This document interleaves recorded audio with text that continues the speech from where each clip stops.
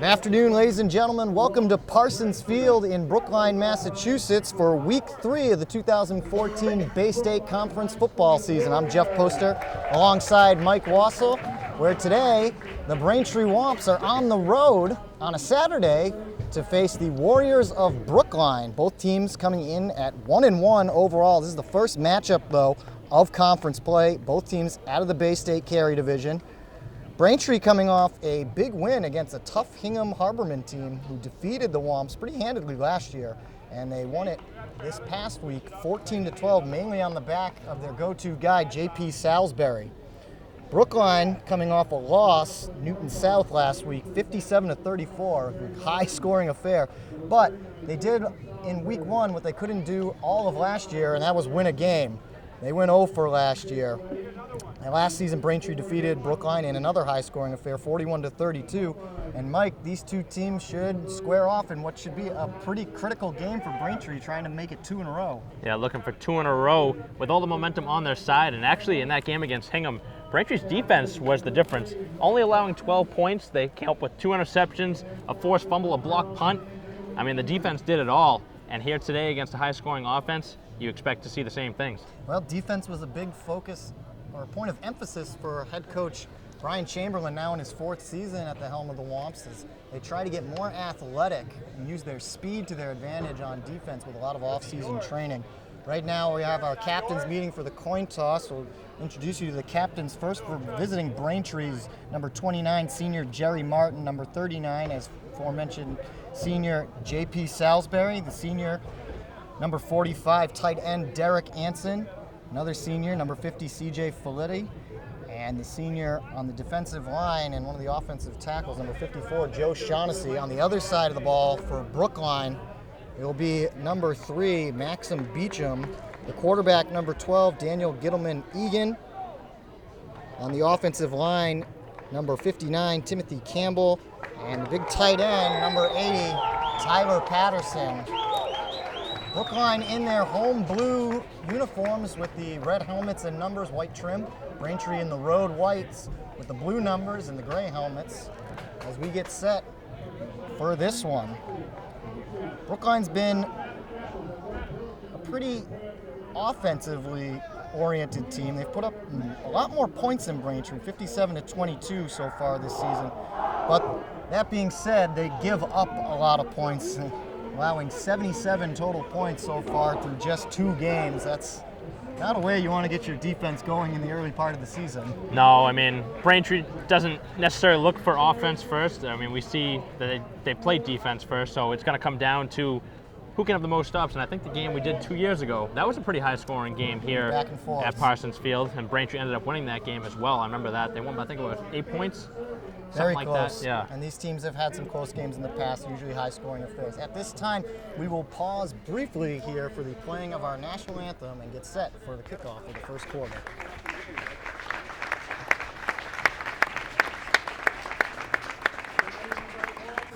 For the playing of our national anthem.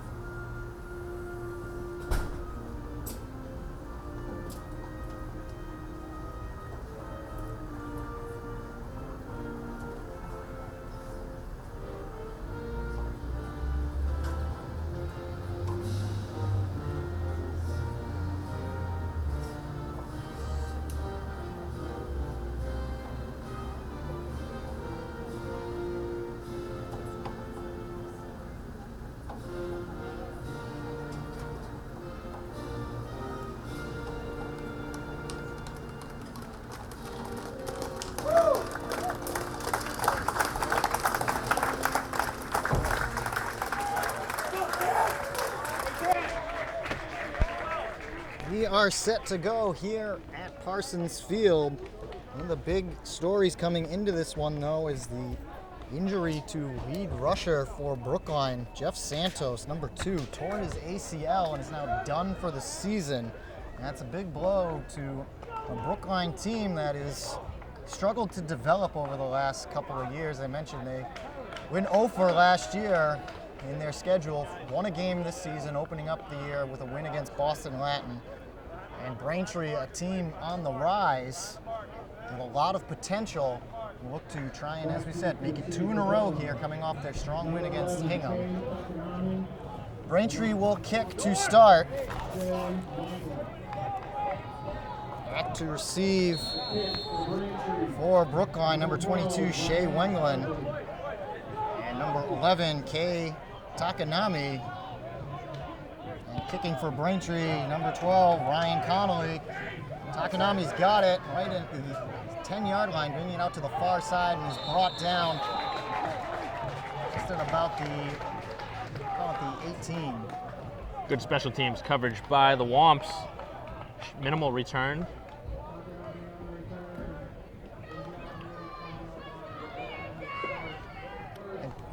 Do spot it actually at the 20. So 1st and 10 here for Brookline. We'll get our first look at Dan Gittleman-Egan and the rest of the Brookline offense.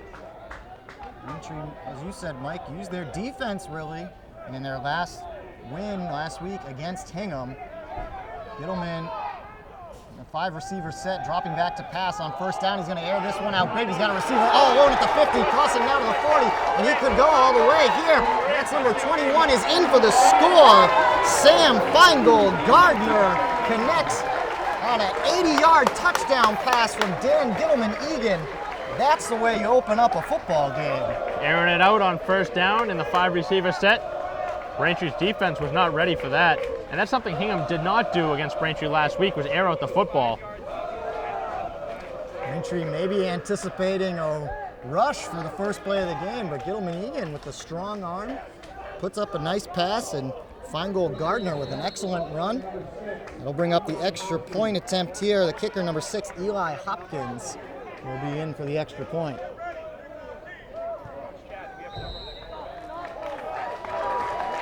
So it took only a couple of seconds, but Brookline is on top, 7-0 here, 11:43 left to go. One play on the drive as Gittleman-Egan and Feingold Gardner, a couple of players with hyphenated last names, connect for the touchdown. Big play. Chris, you gotta turn the tee off. You gotta tell him. He's talking. Dude, you gotta tell Chad to turn the tee off. He's talking like this. Now Braintree already in a bit of a hole here early. And if you're Brookline, you gotta be pretty fired up and look to hold that momentum. JP Salisbury back to receive the kickoff, as well as Chris Leonard on the near side, Salisbury on the far side.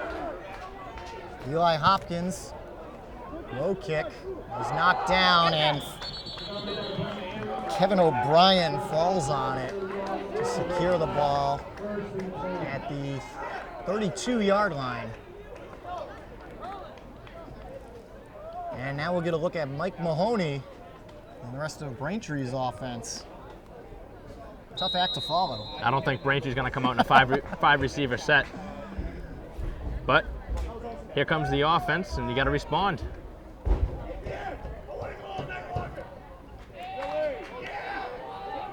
Brendan Smith is the big target for Mahoney. He's on the near side left. Salisbury, the lone back in the I formation, sends a man in motion. That's Drew Caruso. Handoff goes to Salisbury. He's going to move out to his right a little bit, right up the middle. He's good for the first down and then some. JP Salisbury is really the key cog in this offensive line. And you can see why right there for his first rush. 18-yard pickup on the first play of the game for the Braintree offense, and JP Salisbury picking up just where he left off last Saturday against Hingham.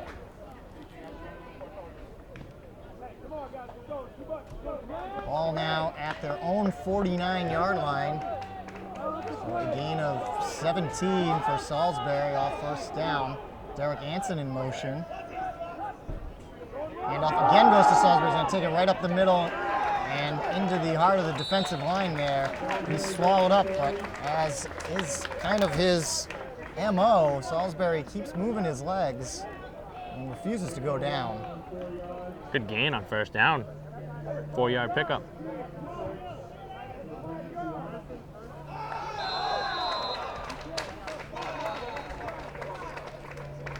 Second down. And about 6 after the gain of 4 from Salisbury. Drew Caruso is going to get his first touch, and he moves out to the far side right. He's got a first down, a little bit of room along the far sideline, and is finally brought down at about the 32-yard line in Brookline territory. So Brookline airs it out. Braintree elects to keep it on the ground, and they're chipping away. Good disguised run that time by the Womps, giving it off to Caruso. The misdirection, and that fooled the Warriors defense. Looks like they're going to actually spot it back at the 34.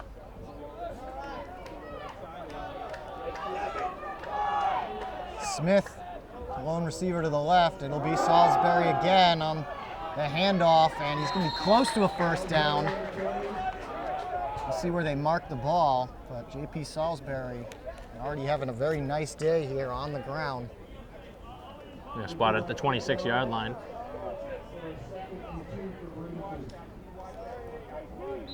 Second and 2. Gain of 8 there for Salisbury. Brendan Smith again lining up on the near side left. Salisbury the lone back. Anson in motion now, the tight end. And off to Salisbury, moving out to his left this time. He's got a seam, he's got the first down, and he's up to about the 15-yard line. And a truck stick by Salisbury, just running over tackles. That's what he does. Salisbury is great in that he refuses to give up. Braintree knows the stakes. They know this is a matchup that they can definitely take advantage of. Brennan Smith now on the far side right. Again, Anson in motion. Chris Leonard in there as well. It's Salisbury once again. I believe he got to see where they spot the ball, right at about the 10. Looks like a little inside the 10, maybe Just the 8. in front of it, yeah.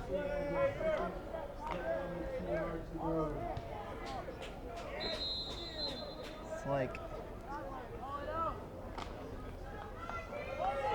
second down and a couple. Leonard now lining up for the pass. Salisbury, he's pushing out to his left. He's got the first down, and it's going to be first and goal coming up here for the Womps. Good methodical drive this time by Braintree, coming back, trying to answer the early score for the Warriors. 180-yard touchdown, and now Braintree moving right down the field, using some clock, but again, using their strength, and J.P. Salisbury and Caruso, and let's see what they do here, first and goal. Now, 5 out of the 6 plays so far have been J.P. Salisbury, or 6. And in for the touchdown. Who else? He's got it. He started it. He's going to finish it. Make it 7-6 as Braintree comes on to attempt the extra point.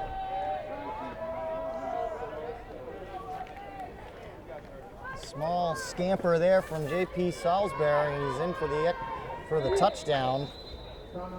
Now in for the extra point is Ryan Connolly.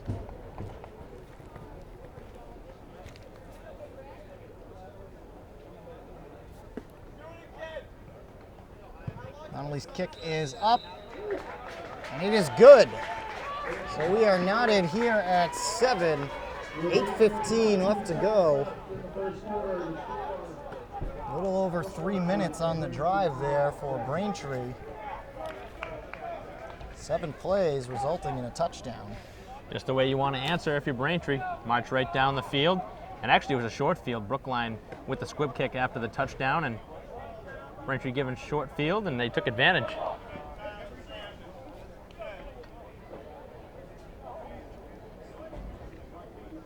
Connolly will be set to kick. Back to receive once again, Shea Wenglin. as well as Kei Takanami. You have to wonder, though, if this does turn into a high-scoring game, I think it does favor Brookline a little bit more. More of a passing attack for them. Right.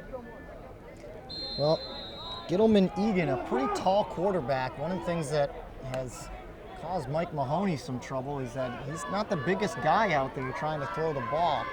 His arm strength has gone up, but sometimes I think he struggles to see over defenders. Takanami takes it back right in front of his own goal line, shaking a couple of tackles, and is brought down at the 15.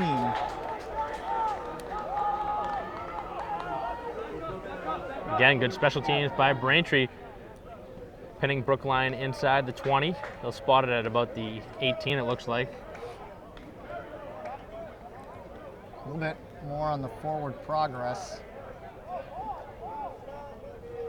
Ref's going to put it on the far hash marks.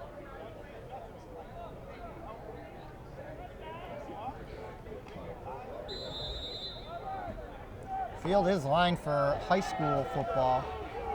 Northeastern no longer playing football. The Huskies. Newman Egan tosses it back to his running back. And he's not going anywhere. Lost about 6 yards on the play. That was Maxim Bachman. Not exactly the same type of play we saw last time.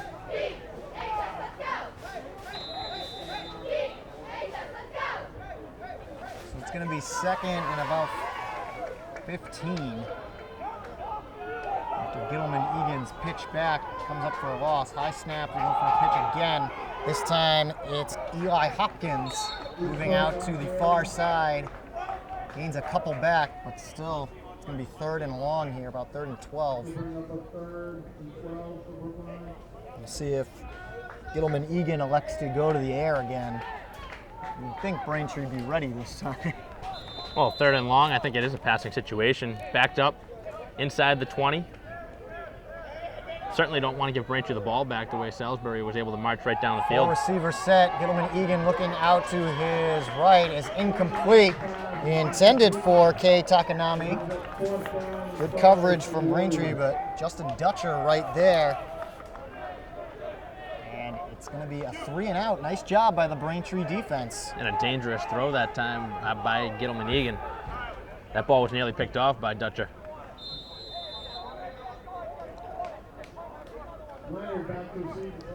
Chris Leonard back to receive this punt.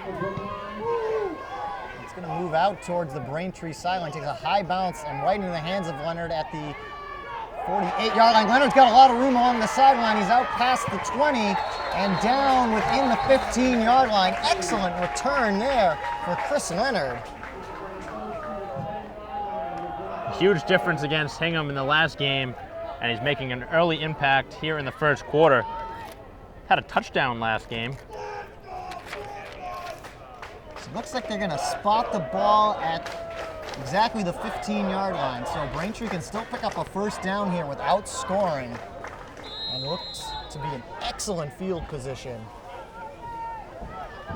Back to the point, Leonard had a 14-yard touchdown in the last game, so picking up where he left off against Hingham. Sends a man in motion, handoff is to Salisbury. He moves out to his left, staying up on his feet, spinning through one tackle and in for his second score of the game. J.P. Salisbury with the 15-yard touchdown run. Almost untouched, spinning off the tackle, or what would be a tackle, and heading into the end zone. Unscathed was Salisbury. J.P. Salisbury. Got 2 scores already in this one and has Braintree on top 13-7 with the extra point coming up here for Connolly.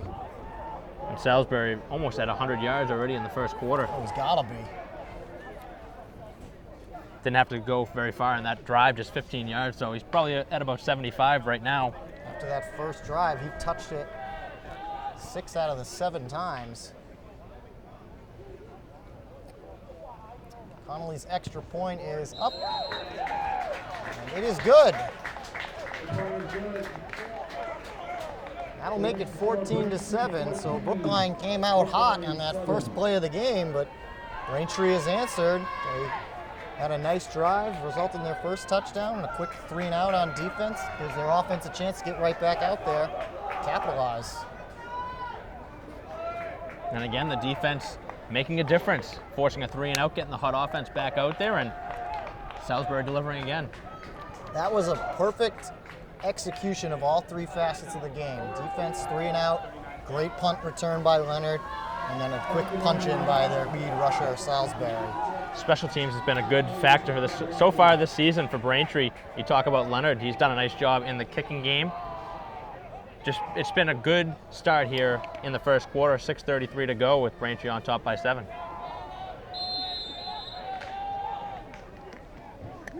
Wenglen and Takanami. Back to receive the kick from Connolly. Connolly's done a nice job in the kicking game this season as well. He had some big shoes to fill, and graduating senior Tiago Pinto, that kick is bobbled momentarily by Takanami. Still takes it out of his own end zone, running out of room just in front of his own end zone, and tried to shake a couple of tackles, but then didn't really get too far after he redirected around. I believe they're going to spot the ball maybe at the 14-yard line, right at the 15. Yeah, it looks like the 15-yard line, but again, Braintree special teams all over that one. There was nowhere to go for Takanami.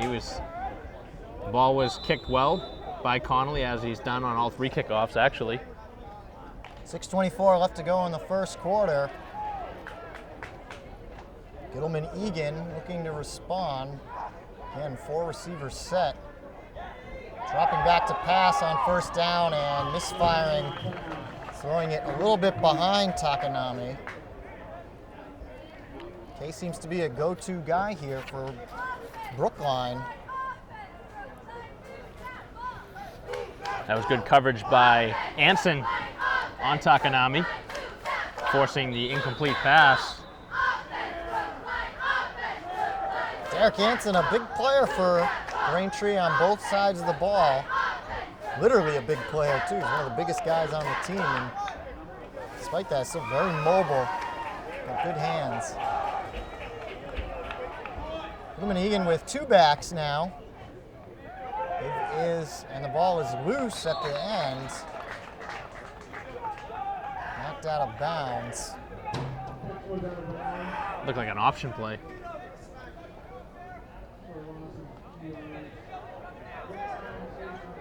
So that'll bring up 3rd down. Ended up losing a couple of yards. So 3rd and about 12, it looks like.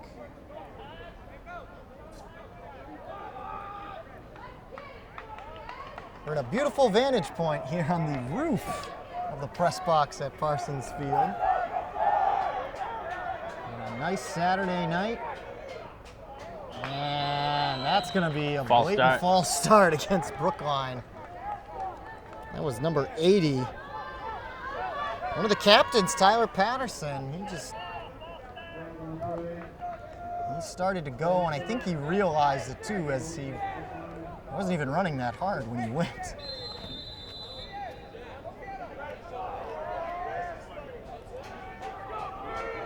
Brings up an even 3rd and longer. Looking to air this one out again and just overthrowing Patterson, the intended target. Or Braintree, rather, doing a nice job covering Patterson and not letting him get open. So 3-and-out again. Braintree does a nice job and should get some decent field position out of this, as Chris Leonard is back again to receive the punt from Hopkins.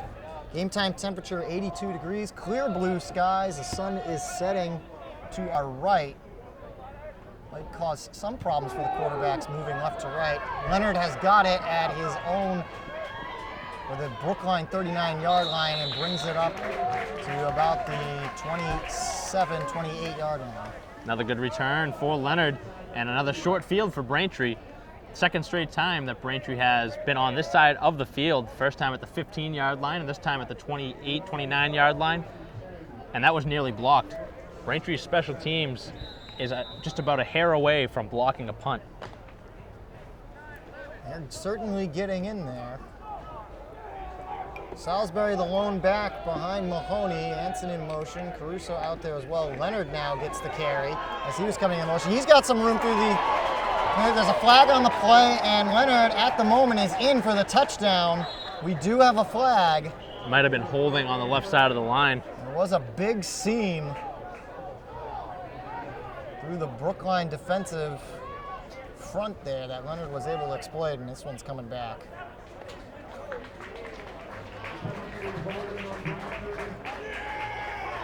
It is indeed a holding call. See that a lot when teams have such a wide open lane to go through. That's probably why.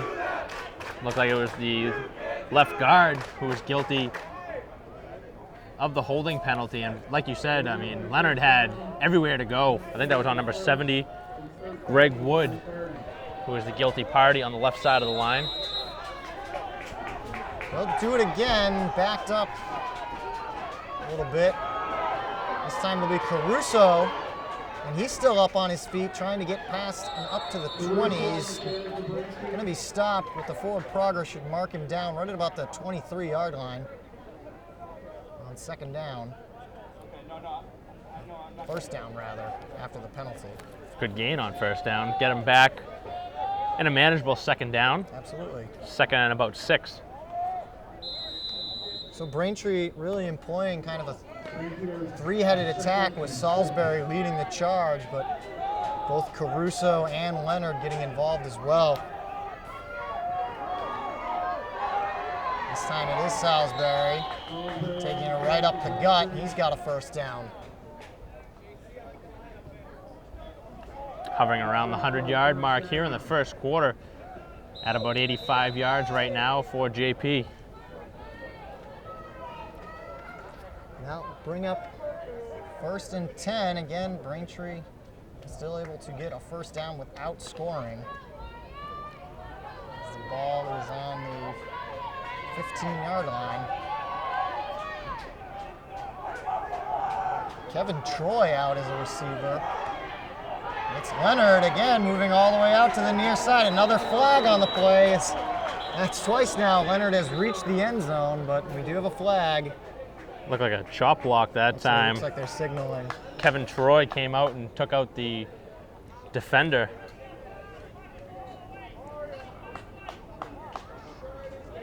Indeed, going against DeJounte Starks. So Braintree shooting themselves a little bit in the foot here. Chris Leonard has found the end zone twice already on this drive. He's got to be a little frustrated. Come on, guys.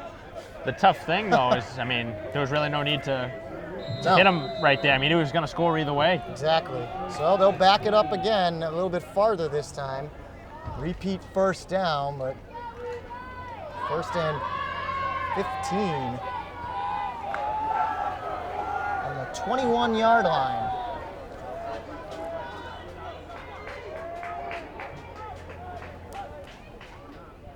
Caruso has the carry moving out to the far side. He's got a lot of room. This time, third time's a charm for number 3. As Braintree gets their third touchdown in the game, third rushing touchdown in the game. A lot of threes involved in that whole play. Well, finally that one counts, the 21-yard touchdown run by Caruso. Again, Braintree sending the running backs in motion, causing a lot of havoc on the defensive end. And again, marching down the field on the short field. So despite Chris Leonard getting there twice, it comes down to Drew Caruso, who actually ends up getting the score for Braintree. Connolly's extra point, up and good. And that will make it 21-7. Braintree up big here in the first quarter. 4:05 left to go. Almost as many points here in the first quarter as they've had all season long. I would mention that Brookline came into this game scoring a lot. They've scored 57 points so far this season. Braintree's only scored 22, so you're 1 point below what your total was coming into the game, and it looks like they'll exceed it. And as you mentioned, certainly a much favorable matchup. Hingham, a very tough team, and obviously Quincy, very, very good. So Quincy was a good team that Braintree just made a bunch of mental mistakes. They gave up, I believe, 3 or 4 touchdowns off of turnovers. So you wonder if they hadn't turned the ball over, maybe it was a closer game. But Braintree's program, you can see over the last couple of years under Brian Chamberlain, has grown. And they're trying to reach the playoffs. Well, the Womps. Connolly's kick is a short one, fielded at the 19-yard line and brought out to the 26. Just a 6-yard return off the kick. Braintree just doing a great job getting in there, creating havoc on the defensive side of the ball and very nearly forcing a fumble on the play. You can see Braintree looking to strip it. Queston Syed on the return. So Dan Gittleman-Egan and the rest of the Brookline offense is going to find a way to get a first down here. They start their drive at the 28.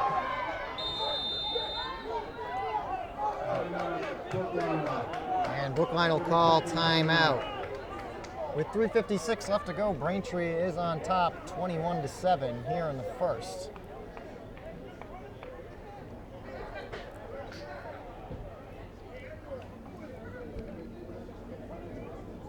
Short timeout is Gittleman-Egan already back on the field with the play. Head coach Keith Thomas for Brookline doesn't have a lot of players to work with.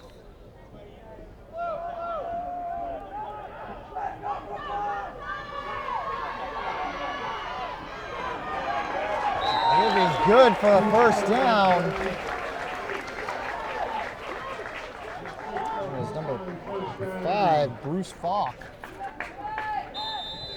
He was supposed to come in here as the lead back tonight after the injury to Jeff Santos. Only 43 players rostered for Brookline. A much smaller team compared to Braintree.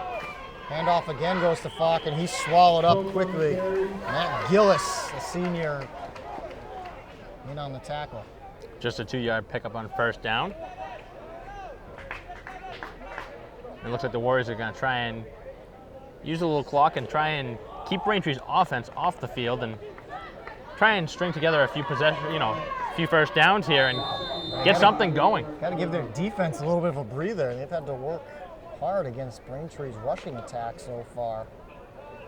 Brookline had to be feeling good coming out with that first initial 80-yard touchdown pass, but since then it's stalled greatly. Gittleman-Egan looking to throw again. This pass is complete. That's Tyler Patterson catching it at Braintree's 49. Good for a first down.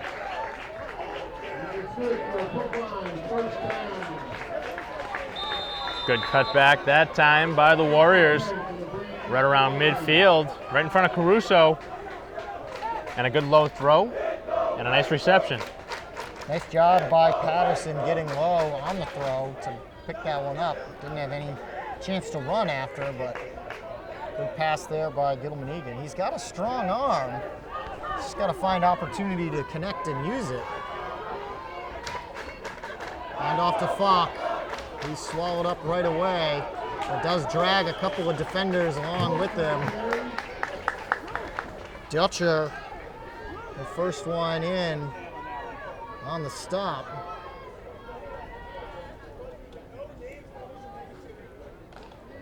Four-yard pickup on first down. That's all you're asking for out of your running back. Just chip away and give us a better shot. Patterson will be on the near side right. Feingold Gardner on the far side left. That's who he's looking to. What a catch there by Feingold Gardner. Good for another first down as Brookline continues into Braintree territory. Now at the 38-yard line. That is good for Brookline, first down. That was a tight window that time for Egan. I mean, if that ball wasn't thrown the way it was, that was picked off and it was going back the other way for a touchdown. Lots of open field going the other way. Egan did a nice job kind of threading the needle a little bit.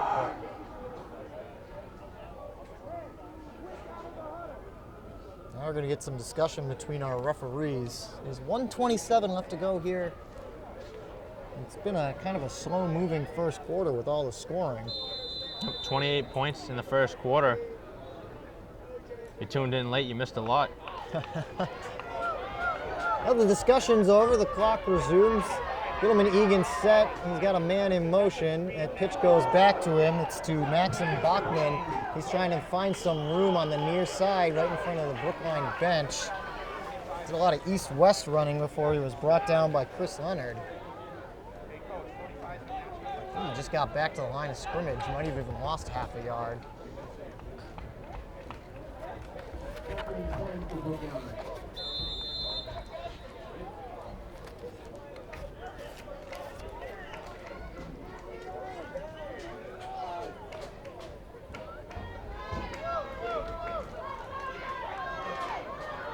Four receivers set.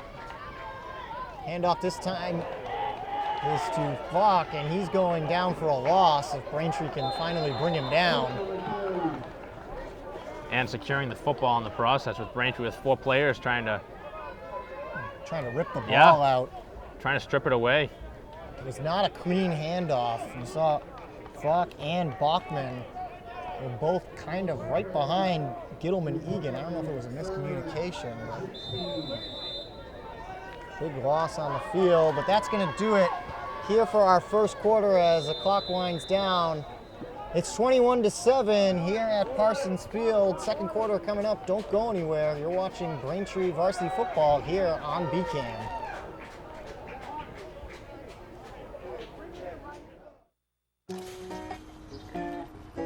Lazy bones, loping through the day.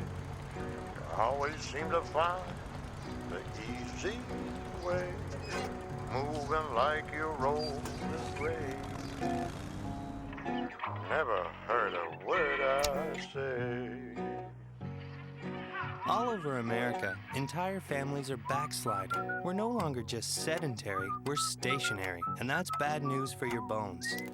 At any age, bones need weight-bearing activity to grow strong and stay strong. So go outside, take the steps, play with the dog. Just get up, get out, get moving. Never keep your bones that way. Never heard a word I say.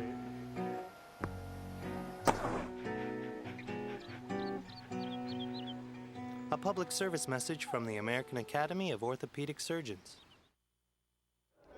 Hi everybody, welcome back to Parsons Field.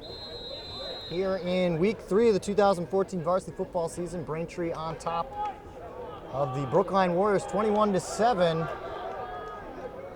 Jeff Poster alongside Mike Wazzle. They'll switch sides, and now Dan Gittleman Egan rolling back, pretty far back, and connecting on a complete pass and shaking a few tackles. Brookline here, he's got a lot of running room, still on his feet. He's going to go, just has one man to beat, it's Brendan Smith, and Maxim Bachman with a huge play. All the way down, deep into Braintree's territory, and they'll set up a 1st and goal here for the Warriors. Braintree had that play actually defended pretty well, but a missed tackle on the far side led to the 1st and goal situation, but a tough play for Braintree defensively to open up the second quarter. Braintree will take their first timeout here in the first half as defense tries to regroup. This is the best drive we've seen really from Brookline in terms of executing time. Their first drive was an 80-yard touchdown pass on the first snap of the game, but this one they've done a nice job mixing up both the run and passing game, and that was a heck of a play there by Maxim Bachman, one of the captains here for Brookline. That was all the run after the catch. I mean, it wasn't like it was a long ball. It was just it was a screen pass. It was kind of a bailout pass too, as Gittleman Egan was under pressure on nearly sacked, just had to throw it to somebody, and Bachman created something out of nothing. Play really wasn't there either. It was very slow to develop, but again, Braintree with a missed tackle along the far side, Missed tackles, and that led to a lot of space.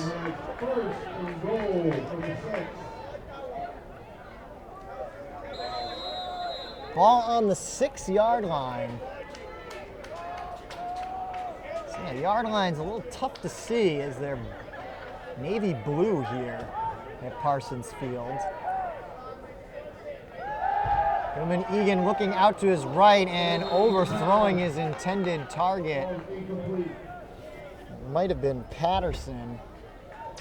It was. Big tight end there for Gilman Egan. He's been a go-to guy, another one of the captains as well. So they'll do it again.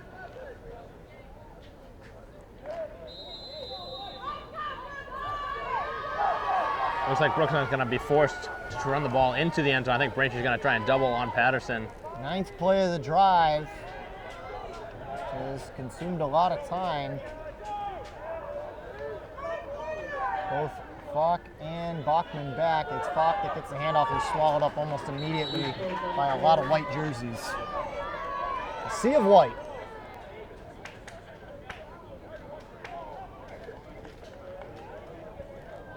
I think he lost a couple of yards on that one. Looks like he might have lost 3. 2 or 3. You have a feeling this could be 4-down territory too, the way Braintree's scoring.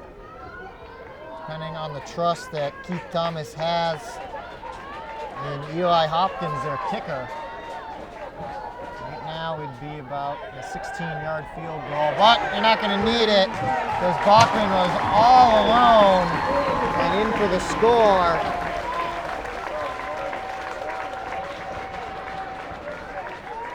Which will make it 21-13. Extra point coming up here.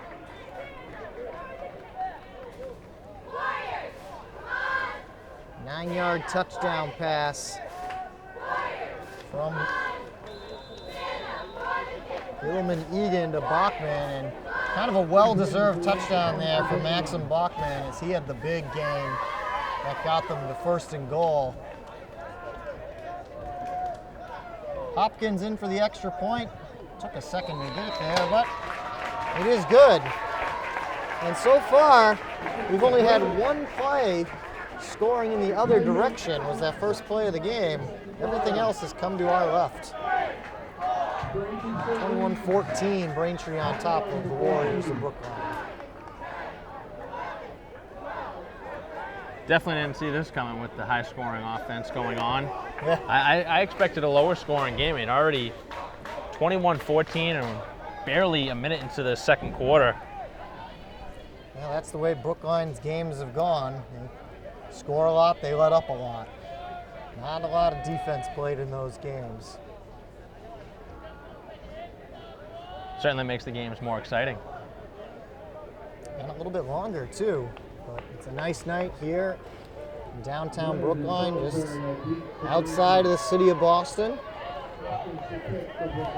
Really on the campus of Northeastern University.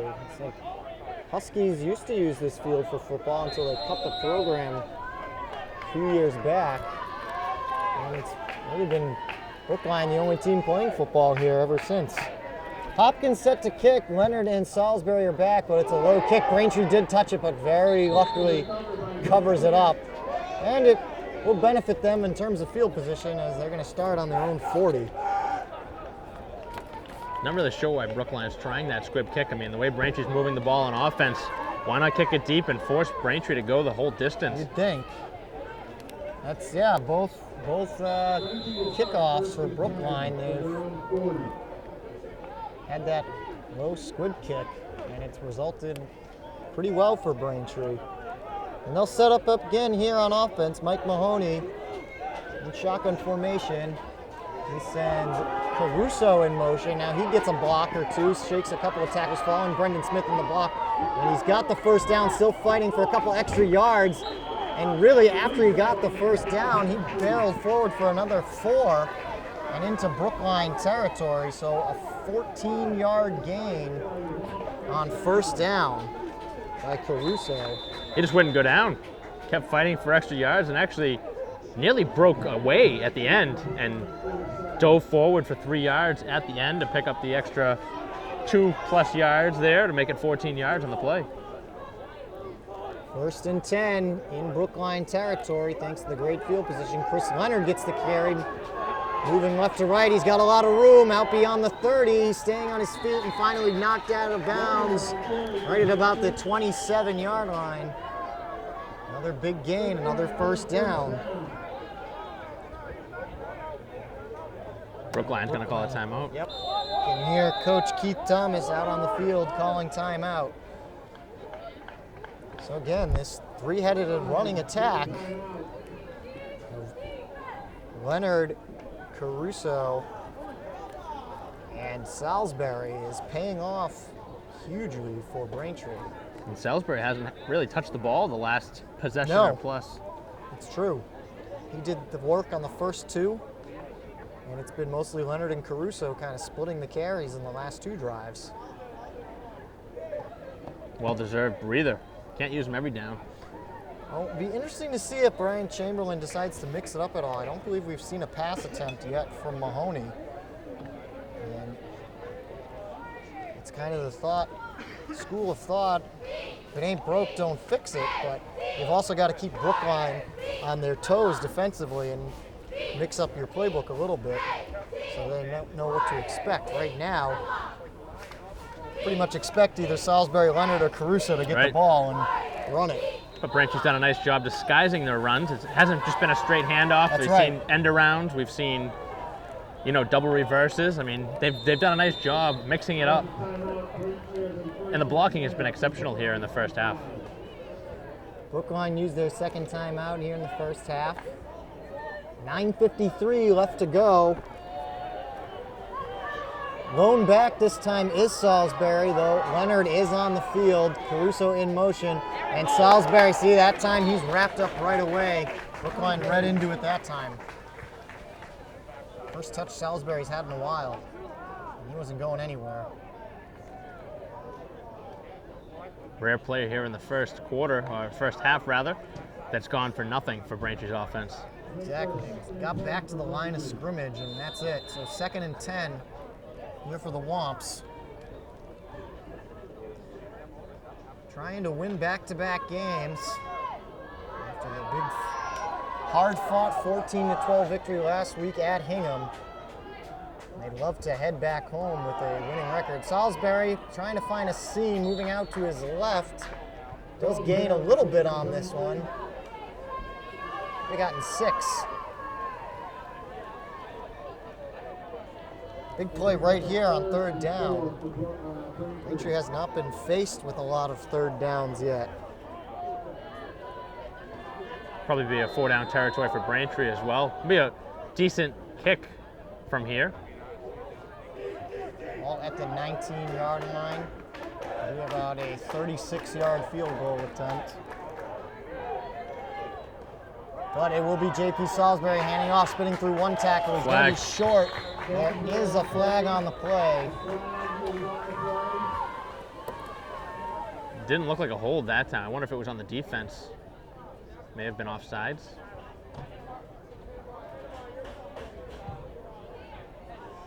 Brookline player might have jumped a little early.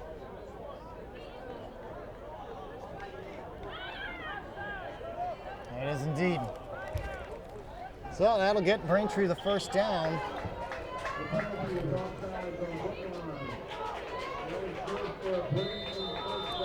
We'll credit that one to the good vantage point up here. Bird's eye view at Parsons Field for myself and Mike Wassel tonight. Braintree, this is their 3rd straight road game. Had 3 road games to open up the field before they head home. And they face Newton North next Thursday. There's Salisbury right up the middle. Another carry for JP. Got it to the 8-yard line. Again, Braintree with the benefit of being able to get another first down without scoring. And their run game, or rush attack, keeps that clock moving.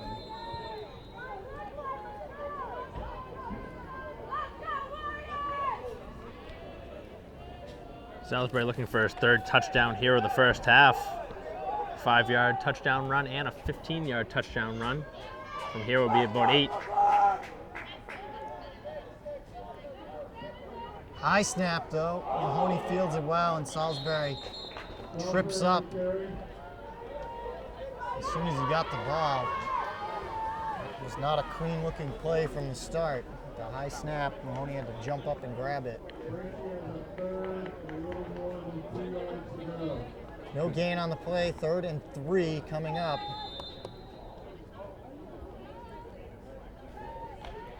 Wonder if it might be an end around here to Caruso. Lined up on the left side right now. Brendan Smith on the near side right, lone receiver. And it is Caruso, you're right, Mike, and Caruso is in for the touchdown. You called that one all the way. Add Caruso to the scoring attack here for Braintree. The play was wide open. Every time Braintree stretches the field, either right side or left side, it's been open. Connolly will be in to attempt the extra point. We sit at 27-14 right here. Mahoney to hold. Kick is up. And the kick is no good, wide left. So it'll remain 27-14. A rare miss from Connolly. That ball just missed wide left. Just barely. Shouldn't be even the sun a factor anymore at that end of the field. The shadows have pretty much creeped across the entire field here. Lights are on at Parsons Field. We have 6:49 left to go in the first half, and the Womps with a good 27-14 lead. Looking for more.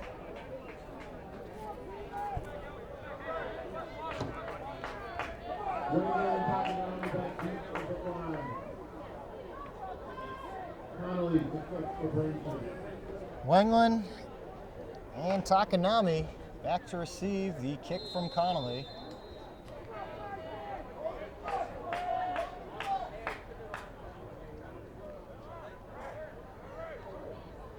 Connolly set. This kick is up and it's going to move out to the right. It's short. Feel that right about the 20-yard line. And it's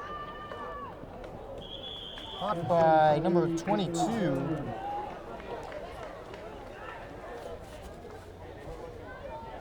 Lucas Bodsolis in there on the tackle for the Womps, number 59 in white.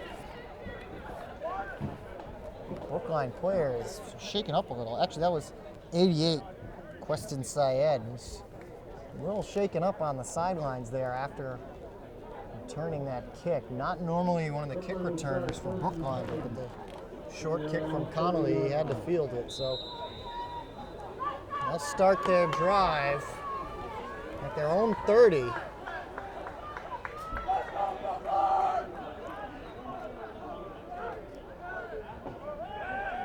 Pass complete.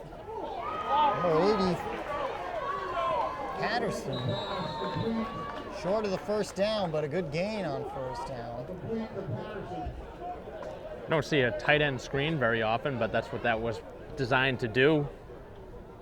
One more block and he could have gone a little bit farther than that, but Braintree did a nice job with an open field tackle there. Gain of 8 on the play. 2nd and 2 coming up here for Gittleman-Egan in the offense.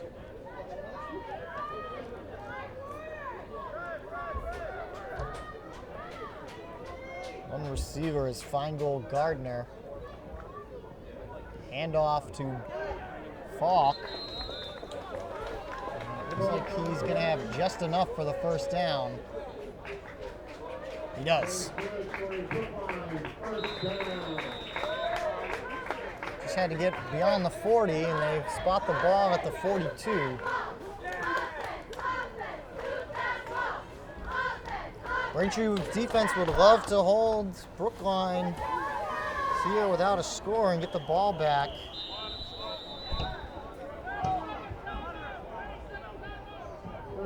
So Brookline will call timeout. It's started to say with 5:31 left to go, Braintree's on defense. They'd love to stop Brookline without a score, get the ball back with plenty of time, potentially score themselves, and then they get the ball to start the second half and really open up this game. But the defense has got some work to do first.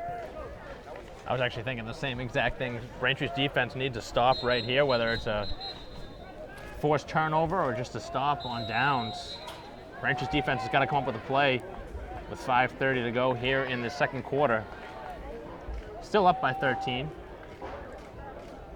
but a stop here would be large. Timeout has expired. Play resumes. Takanami in motion. It's going to be a pass intended for Feingold Gardner.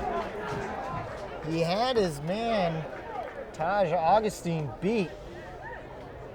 But the pass was just overthrown enough that Feingold Gardner couldn't reach out his hands enough for it. Very nearly a play, again, of 50-plus yards on a pass. Well, Gittleman Egan, he hasn't been the most accurate quarterback out there, but he has a nice arm. He's got the ability to float the ball up in the air and let his receivers have a chance to get under it. He's just throwing it a little far. Now faking a couple of throws, looking again towards Feingold Gardner, and that time Sam just couldn't hold on to it. That was a perfect pass from Egan. Go, Sam!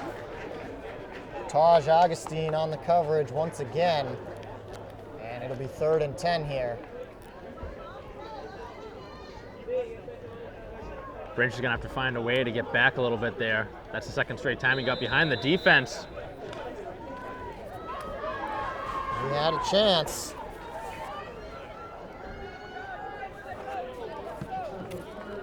.5:19 left to go.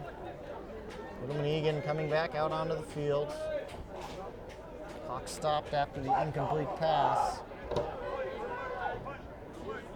I think Braintree may want to think about moving a couple players over to that side of the field. You see Brendan Smith and Augustin, as well as Chris Leonard in the backfield. That one's going nowhere. It's Takanami, and he's trying to change directions, move left and right, and find his seam, and doesn't find anything but a loss of 2 yards to bring up 4th down, and Brookline will punt it away. Nice job by the Braintree's defense. That was a bad play call on 3rd and long.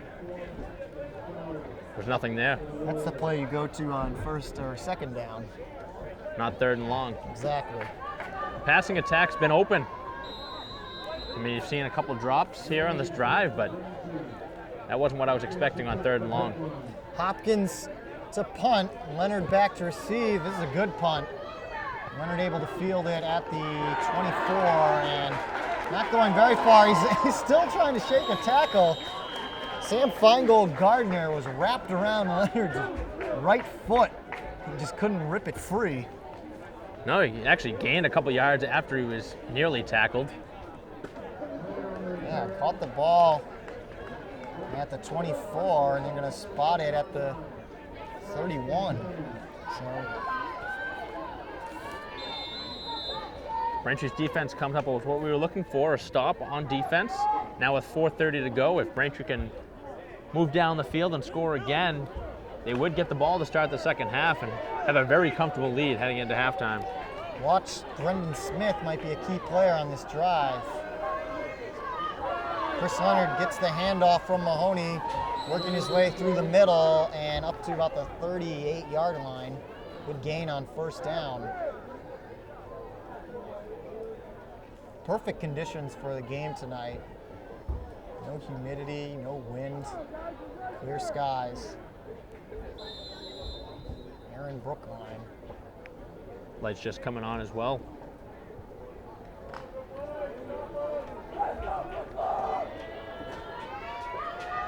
Second and call it 3. Mahoney sends a man in motion as Leonard. This time Mahoney looking for his first pass attempt of the game. He's going to Brendan Smith. Smith all alone, he's got it! And he's gonna go in for the score. What a play there from Mike Mahoney to Brendan Smith. What a play. First pass of the game. And Smith on cue. You called one, I called one. I called 2, you called 1. That's right, all right. You're still winning in that department. No, but that I'm just thinking to myself now, that was Braintree pulling a play out of Brookline's hat. Pretty much. That was very similar to that opening drive we saw. The 80-yard touchdown pass from Gittleman Egan, but a little bit shorter. Brendan Smith, the big grab. He's really their It's a nice target for Mahoney, big body. Senior wide receiver. And Connolly in to attempt the extra point.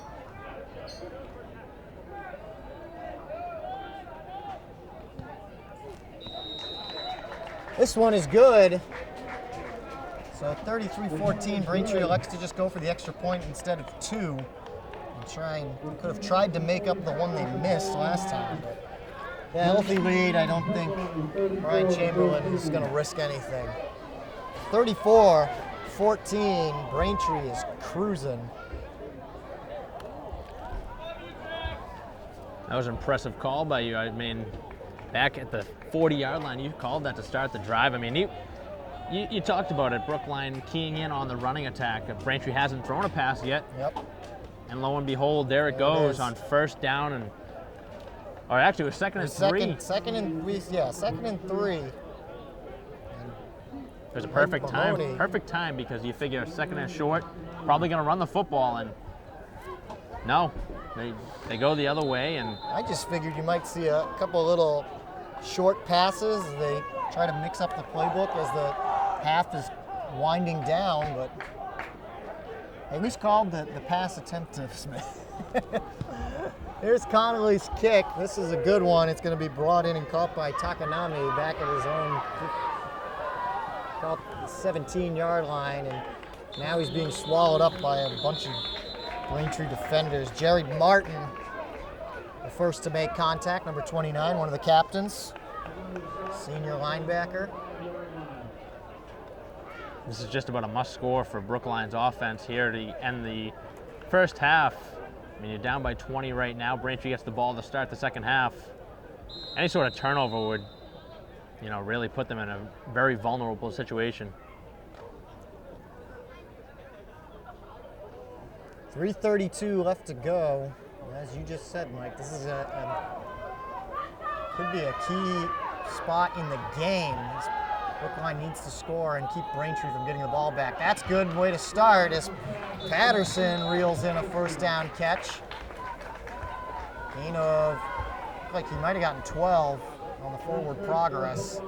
They do give him that extra 2 yards, so it will be first down from their own 37-yard line. If you're Braintree, though, you don't want to be too soft here on defense and give up those short chunks of yardage. Clock ticking as we approach 3 minutes. 4 receiver set. Gittleman Egan looking to throw again, airing this one out and overthrowing Patterson on that far sideline. Drew Caruso on the coverage as well as Justin Dutcher. Braintree's keyed in on Patterson defensively.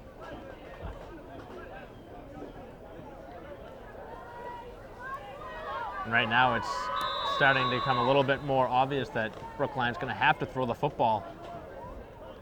And I think Braintree can kind of key in on that and maybe send an extra player to either Patterson's side of the field or find goal Gardner's, one or the other.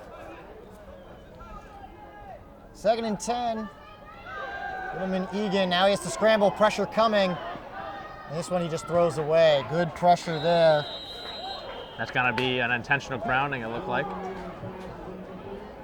It is. Luke Botsolis, number 59. And Brookline unhappy with the call, saying that he's out of the box.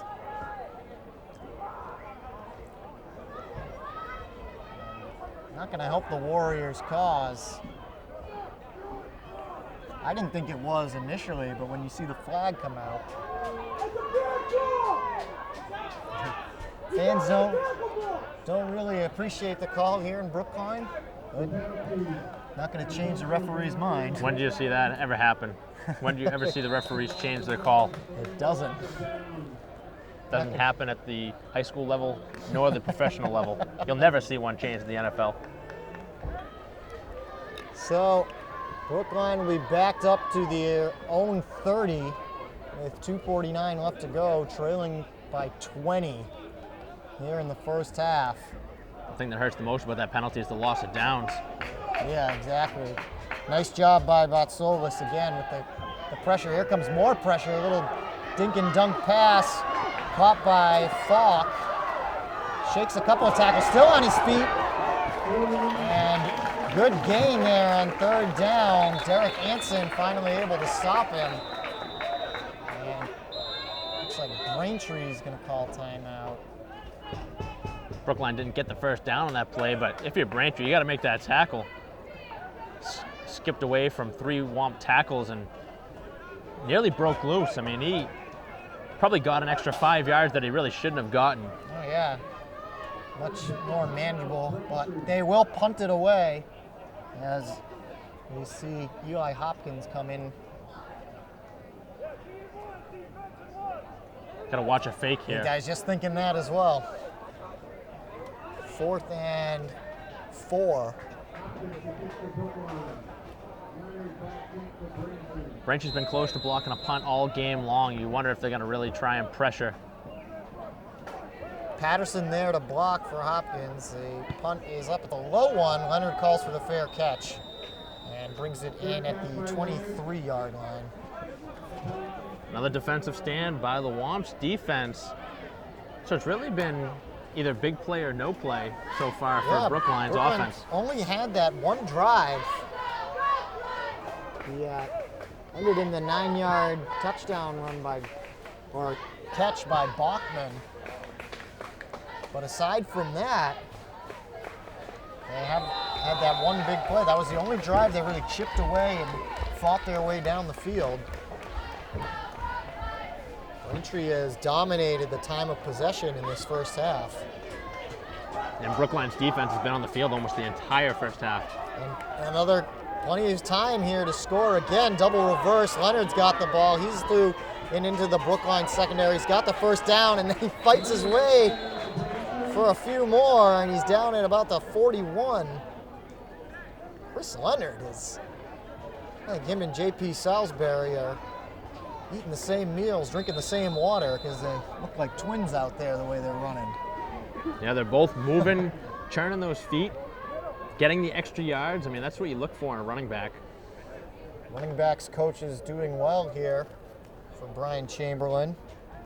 Assistant coaches Lee Carlson, Mike Eakins, Mark Lenahan, Wes Burrow, and James Goff. Mahoney looking to throw again. He's got a roll out to his left, and he's just going to keep it this time. He's got nowhere to go.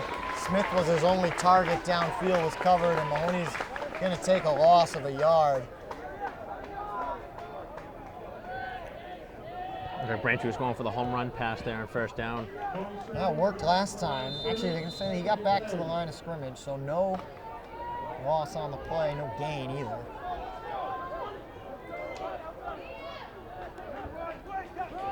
Here's Caruso. First down. Plenty of room to run, and a good block by Salisbury. There's a flag on the play. They're going to call him again for the chop block. I don't know. Salisbury, yep. I don't know about that. That looks like a pretty good hit. He's arguing with the ref about the call, and we're going to wipe out that first down by Caruso. You can hear Brian Chamberlain from the other side of the field.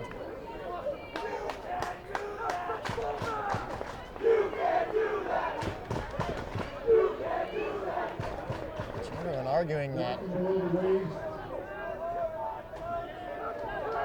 go. You hear Brian Chamberlain yelling terrible calls, saying that Salisbury was his fullback. And he was. Should be able to do that, but... So neither side really too happy with these referees this evening. A minute 10. Still time for Braintree to get in close to the end zone. Here they go. Leonard, he's got plenty of room past the 40, onto the 30.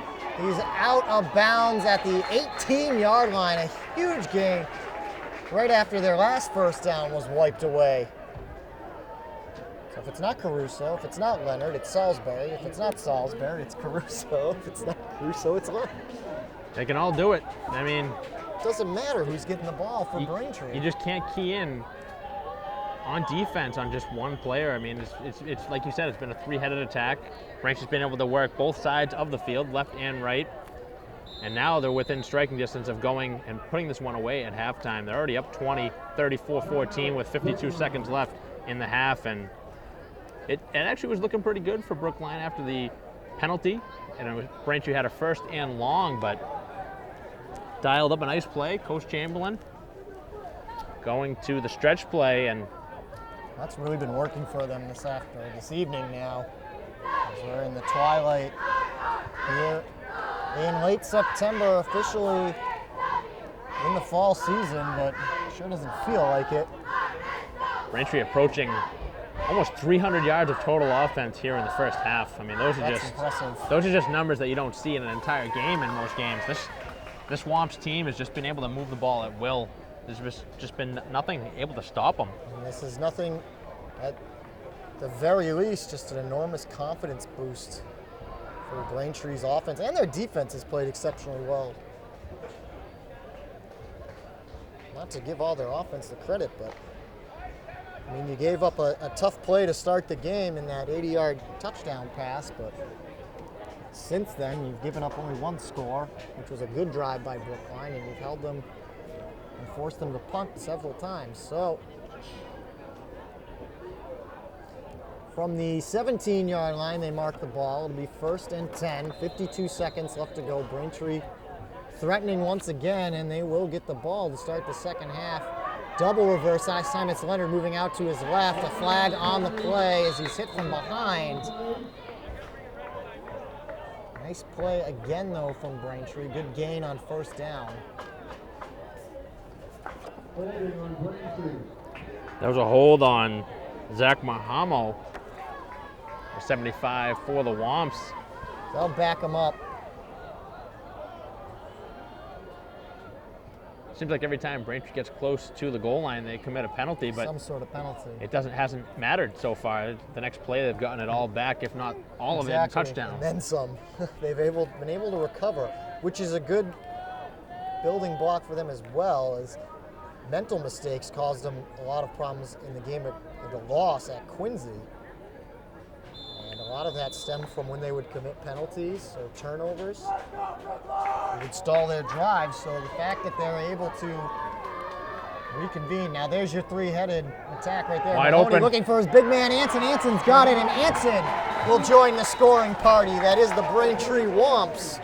Derek Anson, the captain, reels one in for the score. Doesn't matter, you back them up, they still score. Anson wide open, nice play call there. The tight end lined up and was able to break free, wide open, touchdown. Now looking for 41. The 24-yard touchdown pass from Mike Mahoney to Derek Anson. Ryan Connolly in once again for the kick. And it is good. 40-14. Braintree is up by a lot. 41, excuse me. Forget about that extra kick. 41-14. Gonna need another page for all the scores in this game. Braintree's got to be feeling good after all this scoring. 31 seconds left to go in the first half, and now the Womps will just try to close things out defensively here. Go into the locker room, and it'll be big for them to keep their heads in this one. A team like Braintree, not always used to playing with a lead like this. They got to stay focused as they come back in for the second half. Point to make also, Jeff, is Braintree scored on every single possession they've had the football. They haven't punted yet. That's true. I mean, how do you expect to win a ball game if you can't make a stop on defense? Stop. You can score as many times as you want, but the team that makes the most stops is going to win the game, and Braintree's defense has been able to do its own.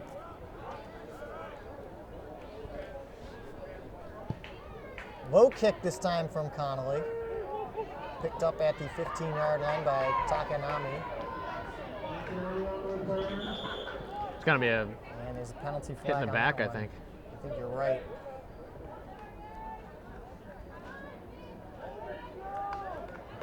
Legal block in the back. Really not a good penalty to take. First and 10 from your own 28. Against Brookline. Right now, I think you just kneel the ball and get into halftime. You don't want to try and air one out and have it picked off. Exactly, taken back. Yep. See what Keith Thomas wants to do. Head coach of Brookline here in 2014 season. His assistants Willie Thomas, John McTaggart, Nicholas Rothstein, Chris Roach, and Chad Hunt. They'll start their drive. The 18. Their own 18. Holding against Brookline was the call.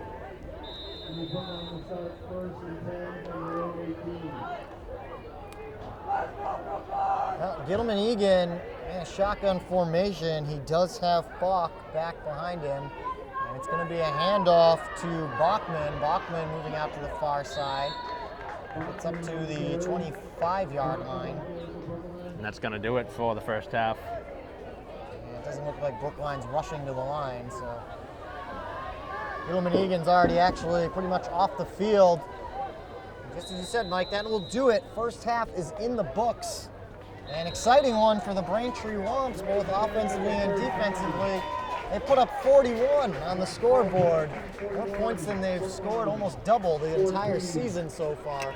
41-14 your score at halftime. Don't go anywhere. Second half action coming up in just a bit. You're watching Braintree Football here on BCAN.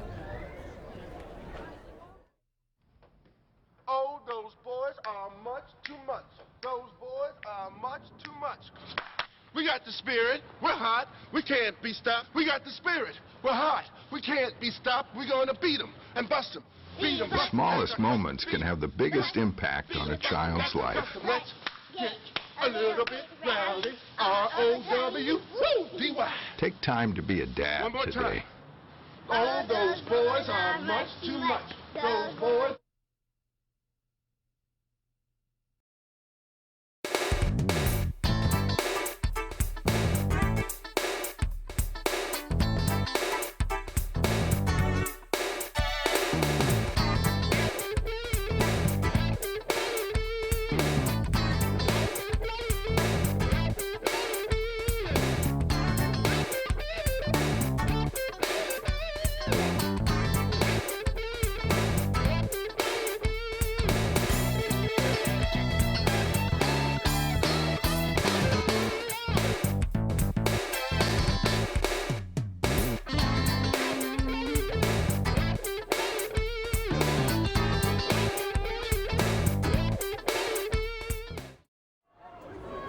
Hi everybody, welcome back to Parsons Field here in Brookline, Massachusetts for the second half of our Week 3 game between Braintree and Brookline. Jeff Poster alongside Mike Waza.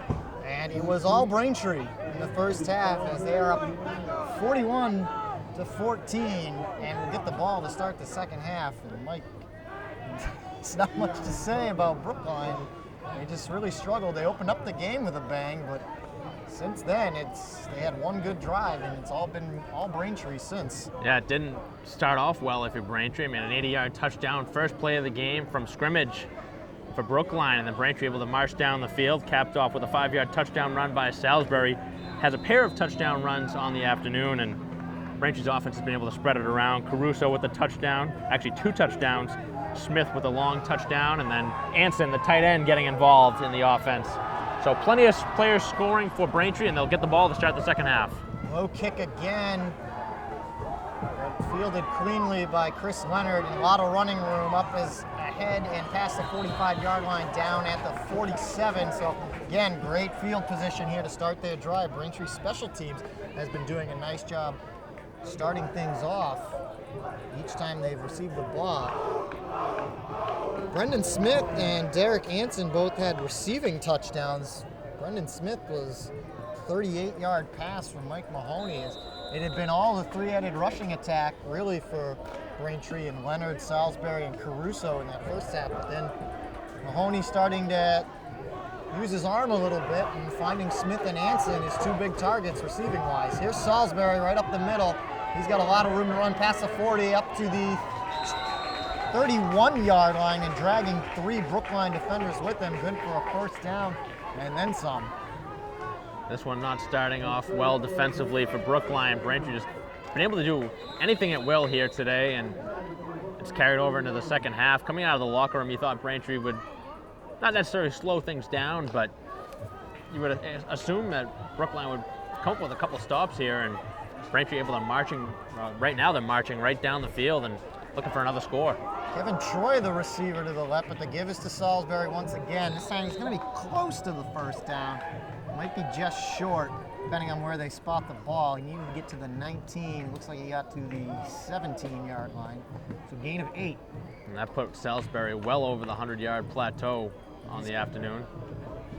I think he was there in the first quarter. Close enough. He's definitely over it now, that's for sure. Caruso might be getting there too. Leonard both probably also approaching it as the offense has just clicked on all cylinders.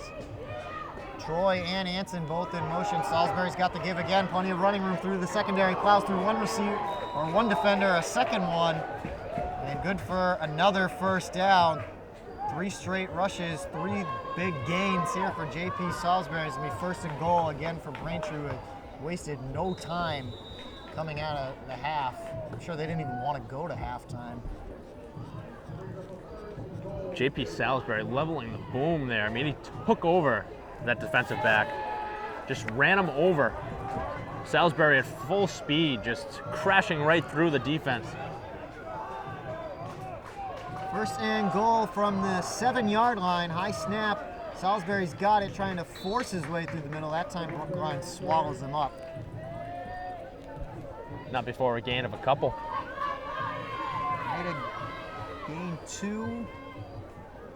Looks like, well, 3 yards. He's got it on the 4-yard line, looks like. Again, difficult to see the yard lines here at Parsons Field. They're navy blue. Interesting decision. Parsons Field, of course, the former football home of the Northeastern Huskies. Now home to Brookline Warriors. Salisbury leaps over a couple defenders and into the end zone for his 3rd touchdown of the game. JP Salisbury with a hat trick. Easy play. He got the ball every single time on that drive, and he was rewarded handsomely once again with a 4-yard touchdown run.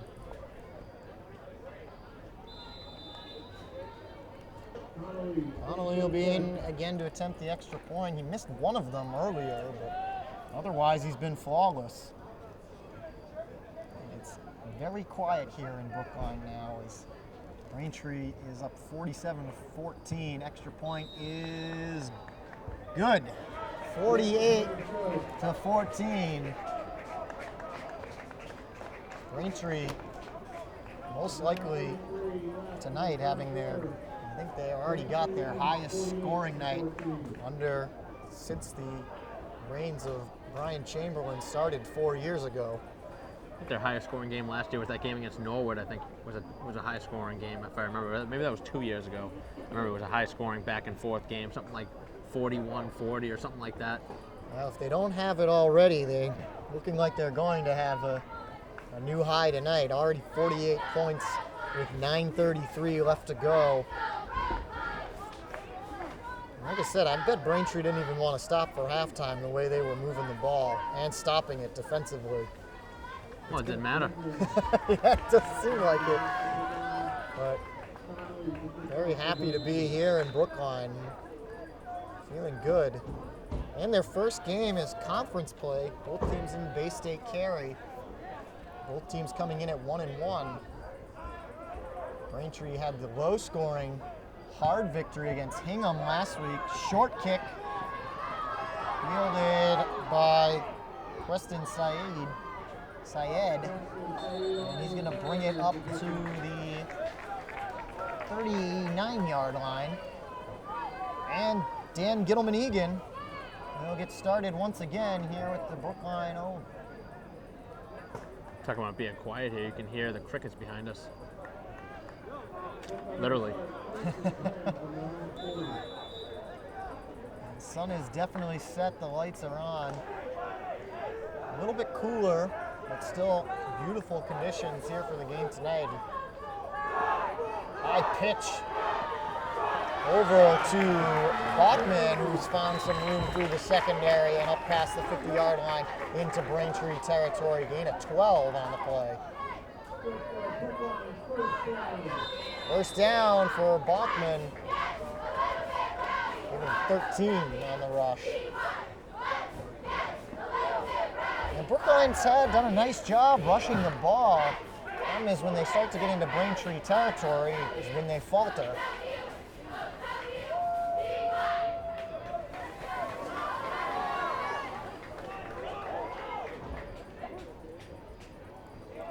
Patterson on the near side right. We've also got Takanami, and it's going to be a handoff to Falk.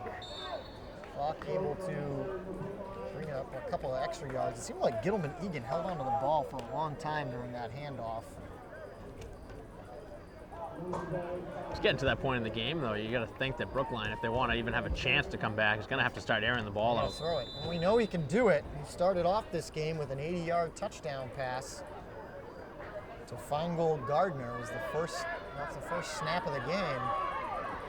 And Braintree just wasn't ready. One thing, actually, both teams have done a nice job is protecting the ball. Braintree's done their work defensively by forcing 3 and outs and a lot of punts, but neither team has committed a turnover. Egan throwing this time, and that's incomplete, intended for Kei Takanami. An obvious 4th down, and they're certainly going to go for it, down by 34 points. Have to want to even have a chance of climbing back into this one with 7:07 left to go in the 3rd quarter. So 4th and 3.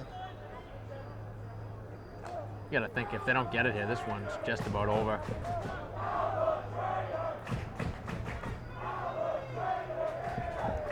Gittleman Egan has the call play from Keith Thomas, head coach here at Brookline. 4 receiver set, trips to the right. Egan airing this one out, looking for Patterson. Leonard on the coverage. Out of bounds. He's out of bounds. Wow. Great coverage there by Chris Leonard. Tough to see down that right sideline. Ball was delivered actually pretty well by Egan. I just don't think Patterson could get a foot in. Well, he only needs 1 foot at the high school level to stay in bounds, but like I said, Egan with a nice pass. Just good coverage there by Leonard, forcing Patterson not to keep his feet in bounds, either one of them. Ball was actually thrown real well. You talked about it. I mean, couldn't have delivered a better football in a tight window, but I'm surprised they went for it all there. Only needed 4 yards on 4th down, but Egan's got a nice arm as the handoff goes to Caruso. He's going to move up the far side, really turning on the Jets. He's got the first down beyond the 50 and is finally brought down at the Brookline 40-yard line into the other side of the field. Drew Caruso showing some speed in those legs. Gittleman Egan, he can definitely throw the ball. He's got the ability to put some air underneath the ball and float those passes up. Sometimes his accuracy is a little bit off, but definitely some talent in his arm. good looking ball too. Nice tight spiral. Part of the problem for Brookline is their roster is so small as Chris Leonard shakes around a couple of tackles. And he's got a first down, stiff-arming his man. Looked like a horse collar tackle at the end. That was number 7 defensively, Marquise Miller, making the stop on Leonard. And he's got a first down, though, up to the Brookline 28. A lot of open space every time, and you see Salisbury out in front blocking there. I mean, you know that's when you get some good blocking. You get your running backs out there blocking. That's right. With only 43 men on the roster, Brookline doesn't have the depth that Braintree or a lot of these other teams in the Bay State Conference do. It's been a tough go of them. Here's Salisbury, just mentioned, shaking a few tackles. He's got one man to beat. He's going to stay up and go in for his 4th touchdown in the game. J.P. Salisbury, another nice run there from the senior captain. Just unstoppable. I mean, just breaking through it, just really no contest on the defensive side of things. Now Brookline's defense has got to be a little gassed after this one. They've now let up 54 points on the night. And Salisbury with another touchdown scamper. 21 yards on the carry that time for JP.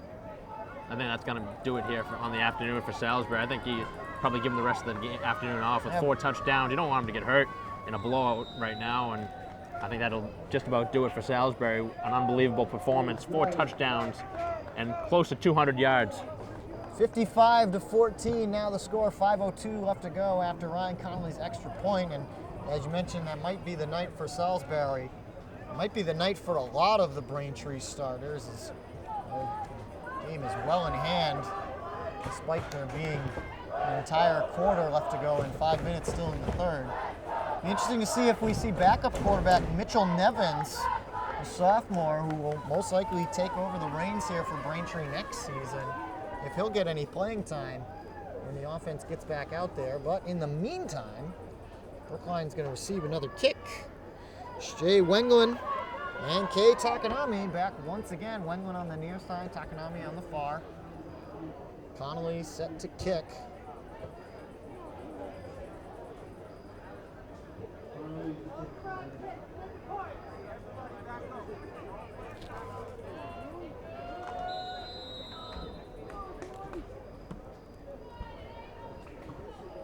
Braintree might get some of their younger underclassmen some playing time here, some valuable experience and some confidence too, especially as they look to continue growing their program. Nice kick that time from Connolly, fielded at the 8-yard line. Takanami's got it, trying to shake through a couple of tackles, and he's brought down by number 19, Tyler Devane, a junior.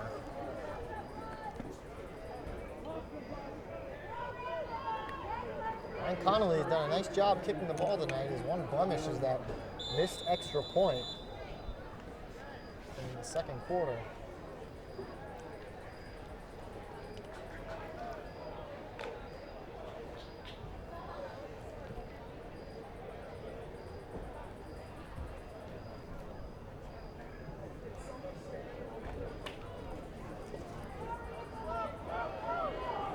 Gilman Egan set to go. He's got a man in motion. It's going to be a handoff, a sloppy handoff, and nearly tackled in the backfield.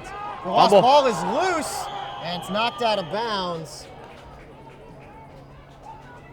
I was just about to say he was holding the ball like a loaf of bread. I don't know if he was looking to throw that. The way he was holding it, it looked like he may have tried to throw it. And now it looks like he's hurt. On the carry was Maxim Bachman, number 3. That's the first near turnover we've seen tonight from either side. Very fortunate for the ball to pop out of bounds, so Brookline will remain in control. They end up losing 2 yards on the play.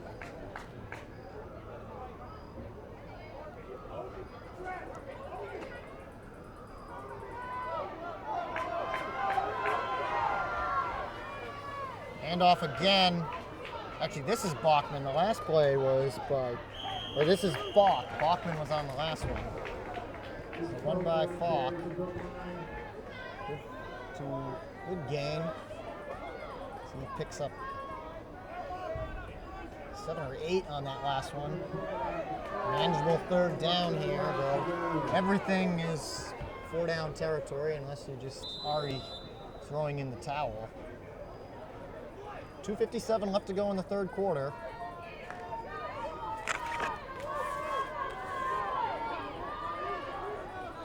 Yeah, that was Bachman that was down. Looked like he had a cramp. There's a handoff again to Falk. He's got the first down, dragging a couple of defenders. Chris Leonard in there, and finally Jerry Martin comes in late to finish off Falk, but not before he gets a first down up to the 46-yard line. Let's see where this 47.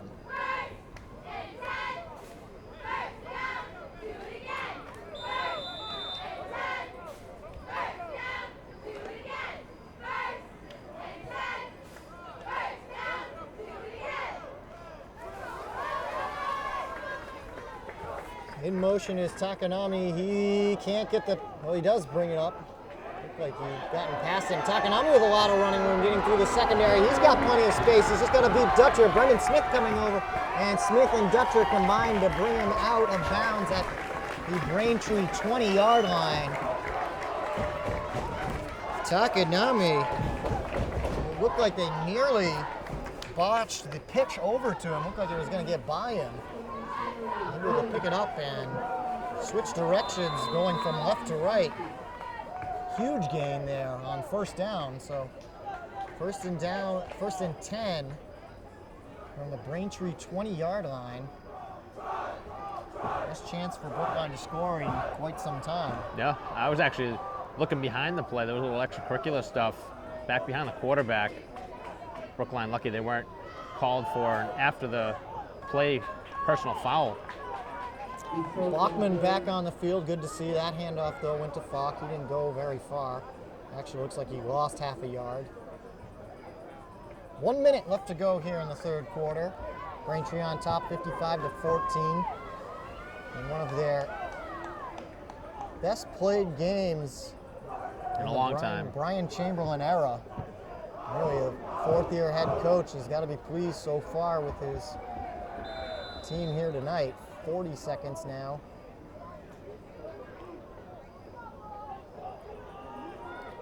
Littleman Egan set to go. Two receivers to his left, one to his right. Sends a man in motion, fakes the handoff, now rolling out to the left, pressure coming, throws it over the top. Is caught by Bachman. And he is in. Best chance to score in a while for Brookline, and they capitalize on it.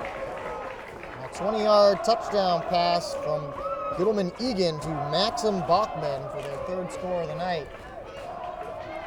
Again, Braintree had that play sniffed out.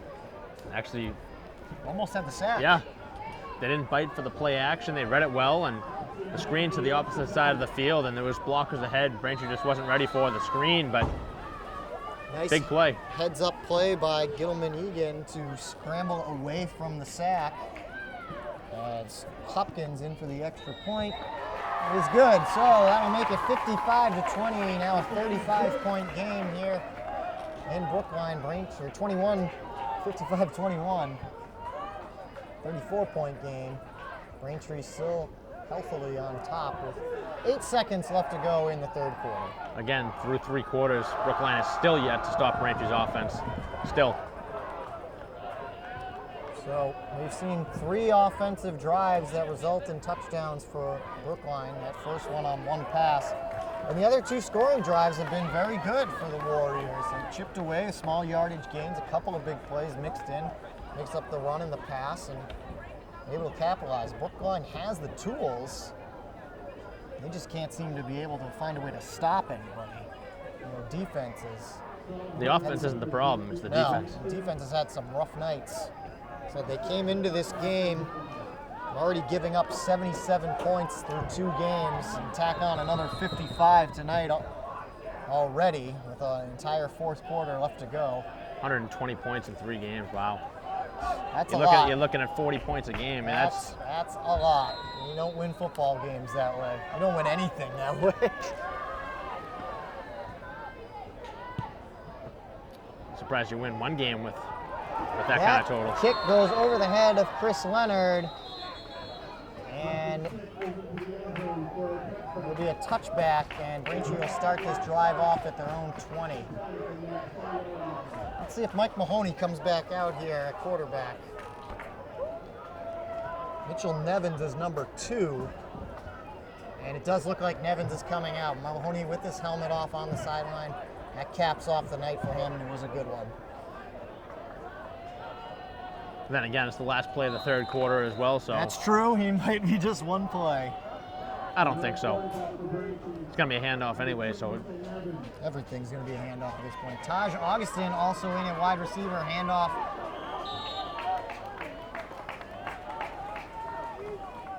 To number 22, Nick Martin, sophomore running back. And that's going to do it for the third quarter. Braintree gets a couple more. Brookline gets 1 and 2. It's 55-21 as we head into the final stanza of this one. Don't go anywhere though. Big fourth quarter coming up here for the young Braintree Womps here on BCAM.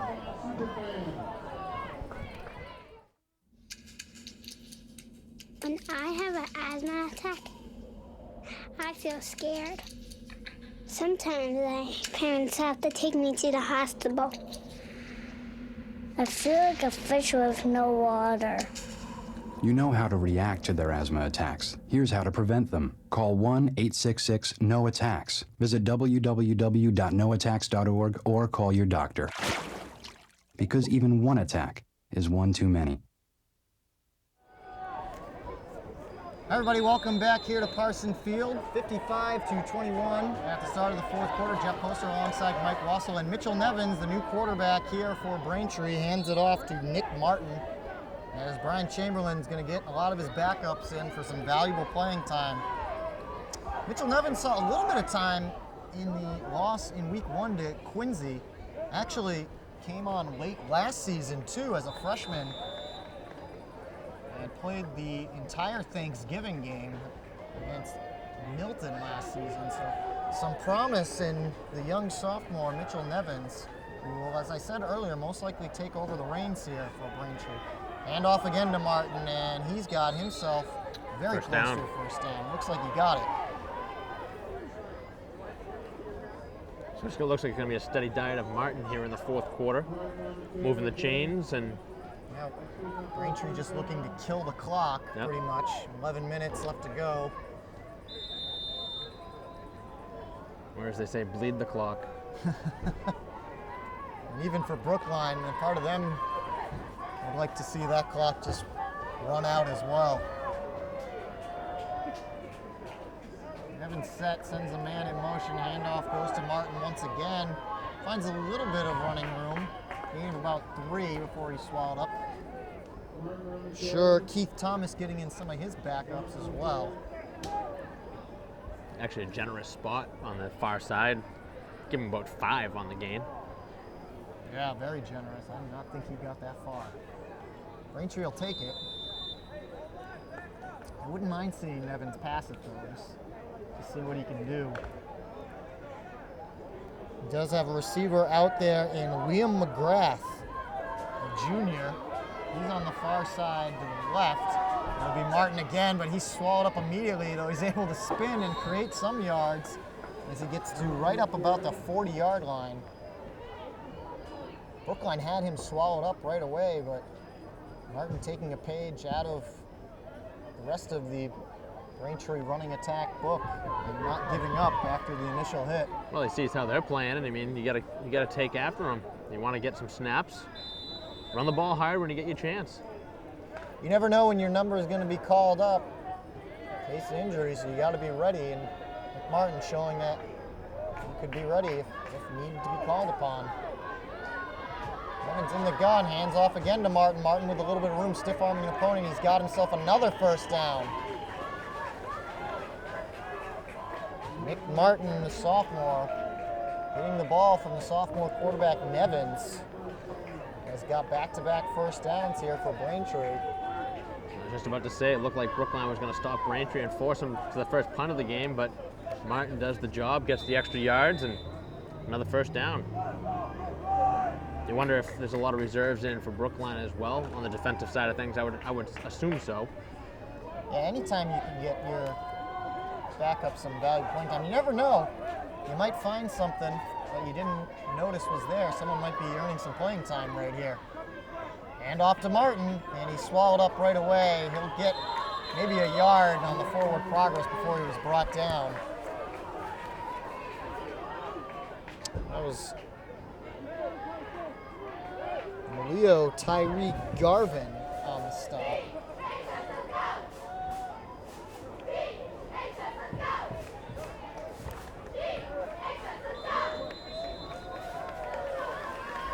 Actually, they don't even give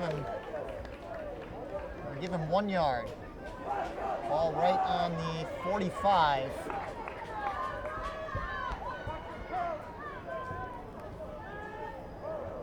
Nevins taking his time with the snap, trying to eat the clock away. Here's Martin one more time, right up the middle, gain of 4 as he gets to the 50.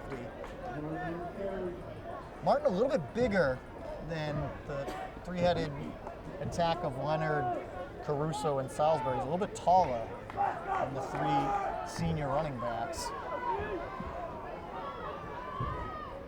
So kind of a different look for the Braintree rushing attack.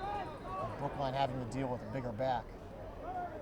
Still getting good chunks of yardage, though. 3, maybe 4-yard average on each attempt so far here for Martin.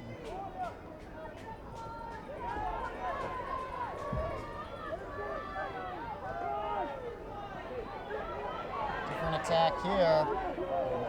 That's going to be a horse collar. There it is. He called it. Flag goes up in the air. That was Royce Carrington, another sophomore. Maybe a horse collar tackle, like you just said, Mike, should go against Brookline.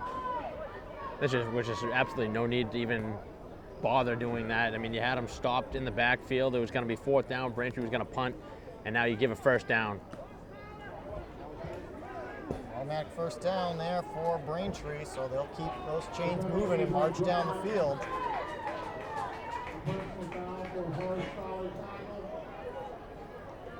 Seems like every time Brookline potentially could stop Braintree, they either force themselves with a mistake, with a penalty. So this is good field position for Nevins and the offense. Sure, they want to join the scoring party. Yep. They don't want to be left out. Lone receiver is Liam McGrath on the near side right of Nevins. It'll be Martin, though, once again. No surprise there. Staying on his feet, shedding a couple of tackles and a good gain, maybe for about 6 yards there on 1st down. Give him 5, mark him at the 30.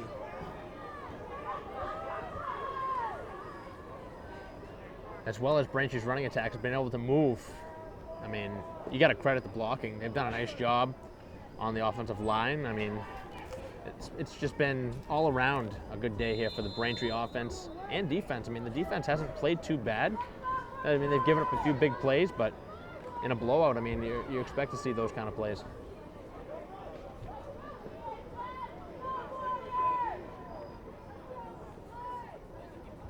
.550 left to go as Braintree's offense just takes their sweet time waiting for the play clock to wind down. Martin following his blockers. Didn't look like he was going to have any room whatsoever, but real close to a 1st down. Still creates enough to, as you said, he's very close. I think they're actually going to give it to him. Yep. But just enough. He was right on the line. Great job by the offensive line blocking for Martin. Said it didn't look like he was going to go very far, but they just pushed forward. I think at this point, I mean, when in doubt, I mean, you might as well just give it to him. I think that's what the referee was doing there on the far side. 1st and 10 here from the Brookline 25 are the Womps.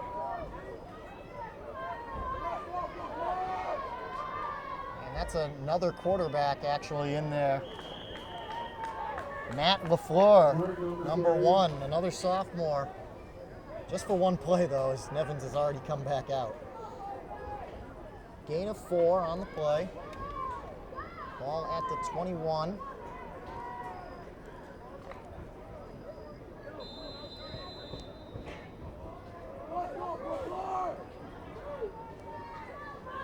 Nevins has John Raffa to the near side right now. Carrington in the slot. Martin the lone back. It's also got Lorenzo Burnside. Oh, excuse me, that's 36, not 16. Casey Blumenthal out there. Martin gets it once again. It's about a yard short of a 1st down, so 3rd and 1. And in 4-down territory as Braintree will just try to give their 2nd unit plenty of reps here if they don't get this on 3rd down. Wouldn't be surprised to see a QB sneak here. Here's LaFleur once again. So It seems now Brian Chamberlain just alternating in, Nevins and LaFleur. Letting the clock wind down as much as they can, 3:30. A 55-21 game. Martin again gets the carry. He's got the first down as the pile pushes him forward. And back out comes Nevins. 3 minutes to go in the game, and Braintree milking every second they can. You don't really hear about a timeshare at quarterback, No. but right now, Brian Chamberlain is employing that. He just wants to get some playing time in for LaFleur and Nevins. Very rarely do you see 2 quarterbacks in a game. This time we're seeing 3.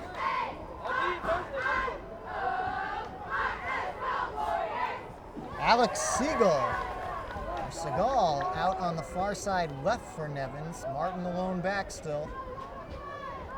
Carrington out there as well. Handoff to Martin. He's got some running room. And Martin joins the party. Another touchdown here for the Womps. As they just continue to rack it up. Doesn't matter who they give it to. 5 different touchdown scorers now for Braintree in the ball game. Salisbury with 3 of those. Actually 4 of those, count that. 4 touchdowns for Salisbury. Anson with 1, Smith with 1, Caruso with 2, and now Martin with 1. So a nice drive there, ate a lot of clock there for the second stringers. 2:37 left to go. Connolly really the only starter left in the game as the kicker in to attempt the extra point. This one is up, and it is good. 62-21. Braintree has put on an offensive display here tonight. Yeah, an offensive clinic put on by the Womps, and it hasn't just been the go-to guys. It's been everybody, almost anybody and everybody on Braintree's offensive side has been able to do something, whether it's, make a block, make a big catch. I mean, there hasn't been really many pass attempts by Braintree, but when they have, they've connected on them, and both sides of the ball have done their job. They're going to have a nice bus ride back to school tonight. They should be feeling really good and should feel good about heading into their first home game of the season, Newton North, next Thursday. That's a 4 o'clock start. Brookline, if they thought you had a tough time against Braintree tonight, they're in for a rude awakening as they will head out on the road to face Weymouth next Friday. And Weymouth, one of the teams that's kind of a pride of this conference. They're always in the mix for the playoffs. That ball is tipped. Braintree's going to have a chance. It looks like the Womps recovered it. They did. Not sure who was down there. So just to add insult to injury, Braintree picks it up on special teams. That was Tyler Devane, number 19. So Braintree can get another score in here.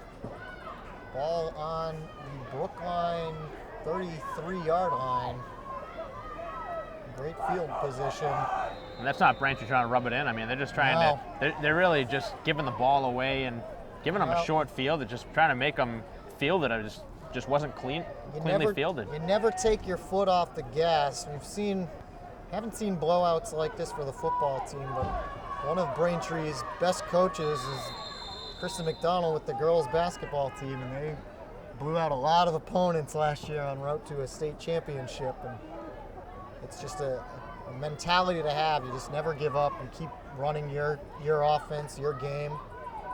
And for these backups, it's really just a chance for them to showcase that we can do this too. It's valuable time for them. I mean, they want to get in there and play just as well. They saw their teammates scoring, 40, 50 points. They want to get in there and add to it. Exactly.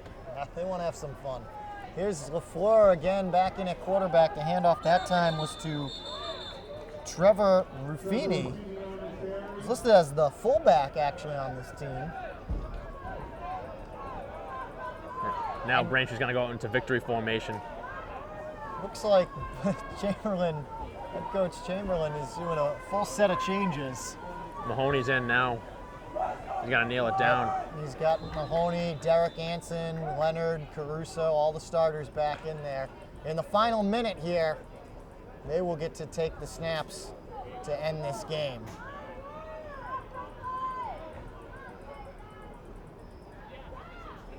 And well-deserved, too, for Mike Mahoney and the rest of the starting line here on offense. And they'll just need to take one more.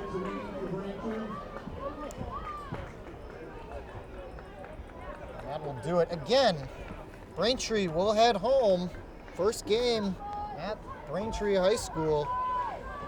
Newton North, the Tigers, will be in town on Thursday, October 2nd, 4 o'clock kickoff. Brookline will have the tough matchup next Friday night at Weymouth, as Mike Mahoney is in again to take what will be the final knee of this one. Braintree did it on all facets today. And that'll do it. Final score, 62-21.